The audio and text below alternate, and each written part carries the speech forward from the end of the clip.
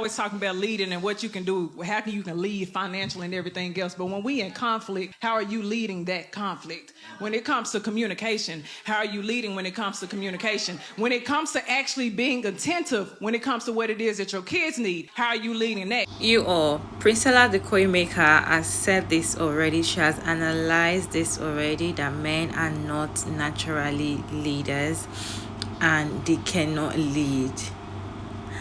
I'm going to roll this clip for you all to watch to the end and hear how she's just making sense.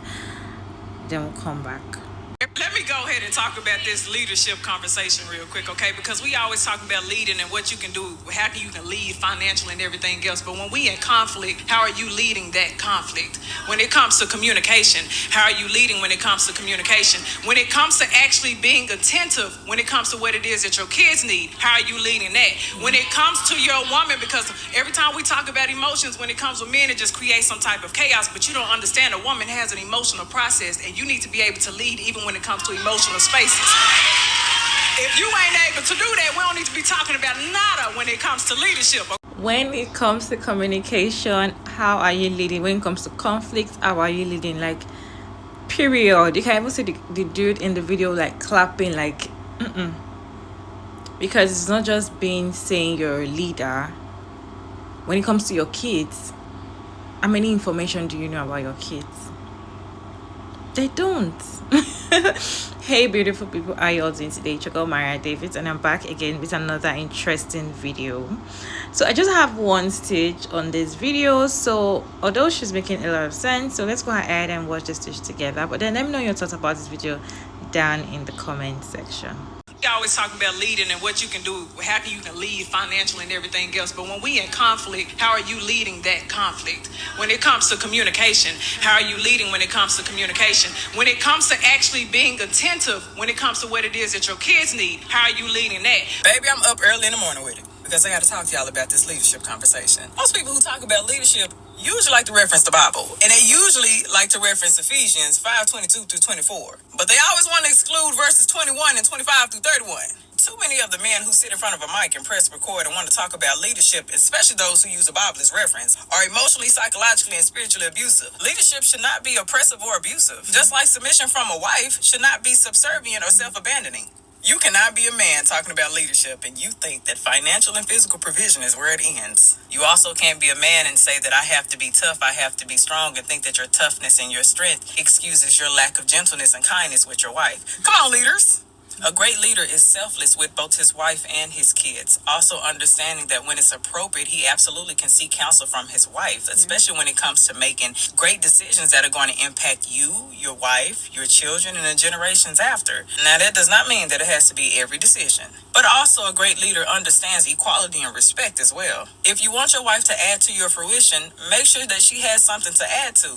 If you don't have any goals, aspirations, dreams, or direction, what does she have to add to? You can't lead your wife and kids astray. I think some of you all have taken the word and maybe your idea of what leadership is based off of movies and fiction and ran with it. Great leadership is characterized by, to name a few, understanding, empathy, respect, selflessness, willingness. We can keep going. And now I'm really about to go into a rant, because if you're placing the majority or all of the responsibilities of your home on your wife, leadership is not a conversation that you should be partaking in, baby. You need to be talking about why you've positioned your wife to be the one initiating and leading.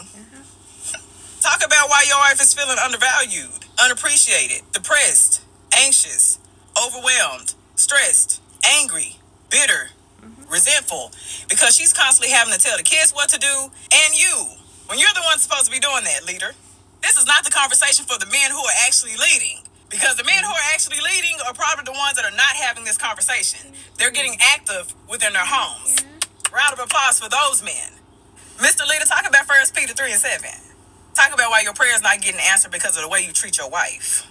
If you fail to treat her with great worth as your partner in this journey that we call life, your prayers are going to be hindered. Talk about that. Didn't Charlamagne make a video talking about how when he stopped cheating on his wife, that he started to grow and change and really started becoming successful 3, 4, 5, 6 times more? Y'all don't remember that video? When I started devoting myself to my wife, literally committing myself to my wife. I'm not cheating. I'm not doing nothing else. And I'm going to therapy and I'm going to work on myself. Bro, look at my life the last 6, 7 years.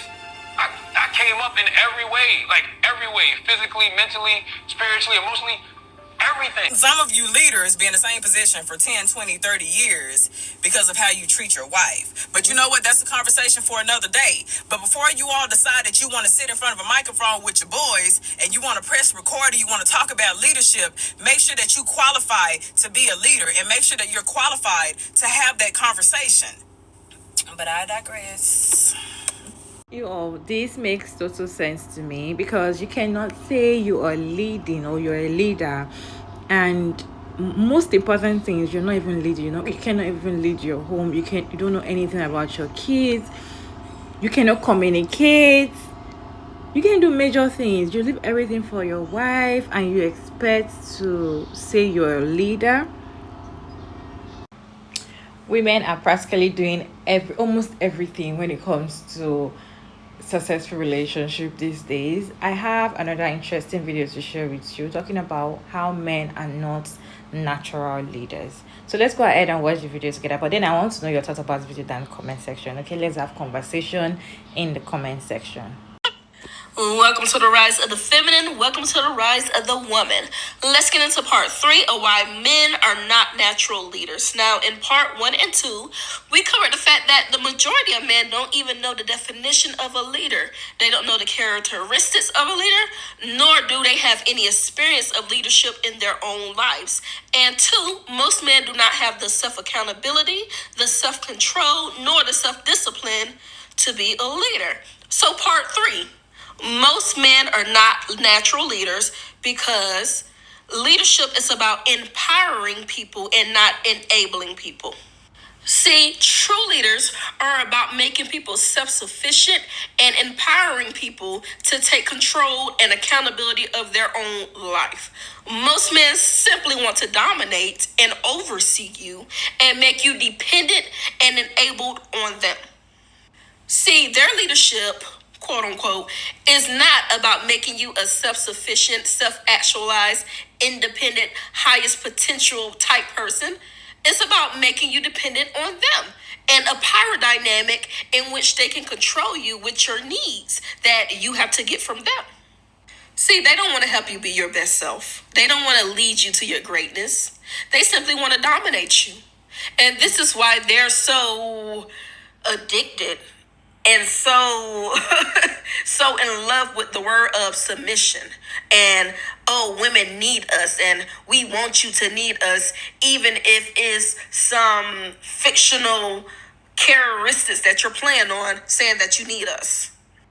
Real leaders love to create other leaders. Furthermore, real leaders have integrity and can be trusted with power. See, the thing is, power tends to corrupt, and absolute power absolutely corrupts. A lot of people can't handle the power that goes with leadership because they become manipulators and abusers of the people. Men are not natural born leaders. That's one of the lies they tell you. They are not even natural born providers, because if they were, they will take care of their kid without going to court. Yes, they are stronger. And so with their strength, they could use their strength to protect us if they choose, right? So if they don't choose to be a provider, they won't be a provider. And if they don't choose to be a protector, they won't be a protector. But they are not natural leaders. Women are natural leaders. And it was like that before the Roman Catholic came and changed it. And it have been conditioned into our mind as women. But yeah, they're not natural leaders. That was one of the lies that was told to you. You all, thank you so much for sticking around to this point. Kindly let me know your thoughts about this video down in the comment section. Are you in agreement to men are not natural leaders or not? I personally sometimes before now I would say I believe that they are supposed to be the leaders, but if you open up your mind and see things differently, or you really understand or see where other people are coming from, especially Queen P, she analyzed it. I feel like I've posted some videos about it in, like, I think last month. She's talking about how men are not natural leaders, and it just totally makes sense, because most of the time they just want to be leaders just to be the, I'm here kind of thing. They want to dominate you, they want to be in control, they just want you to be underneath them, they don't want you to be above them, they don't even want you to, even financially, they don't want you to be above them, they want to always be at the top and all of that. That's what I feel like, that's what they consider being leaders. When it comes to other aspects like life itself, they are not leading, because most of the times women are always the one being the one telling them what to do, how to act. Most of them, not all. The ones that are really leading are not even out there carrying microphone and shouting on TikTok, on podcast, and shouting that they are natural leaders and all of that. They don't have time for all of that. The ones that are doing the real thing are doing it. But I'm saying majority of them are not even there to lead you well. From the first video, the woman was saying that when it comes to conflicts, when it comes to communication, when it comes to things you need to know about your kids, how are you leading? And that's on period, because when it comes to communication, men cannot communicate. It's women that always do the communication. When it comes to conflicts as well, women are always the one, okay, can we dissolve this? Can we talk about this? Blah, blah, blah. It's very hard for a man to, even though they do it, they don't do it often. Women are always the one leading when it comes to communication. When it comes to the kids aspects, like I've seen a couple of videos whereby all this interviewer will just stop couples and, maybe a family, and they'll just ask the dad, when is your daughter's birthday? And they were like, they always get it wrong. Most of them always get it wrong. And also the ones that they will ask that what class is your son, or what's your son's teacher's name? What's your daughter's favorite color? Will your daughter pick eating this or that? Like, they do not know all these things, and women just knows them just because.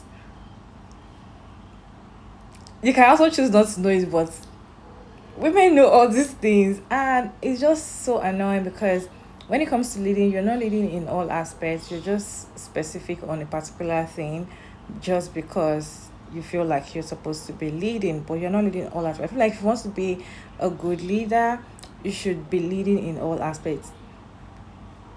To me though.